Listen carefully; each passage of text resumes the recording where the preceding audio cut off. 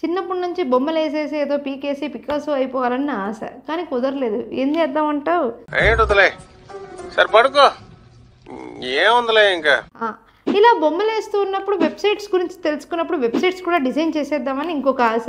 కానీ ఎంత ట్రై చేసినా మంచి వెబ్సైట్స్ నేను జన్మలో క్రియేట్ చేయలేకపోయా.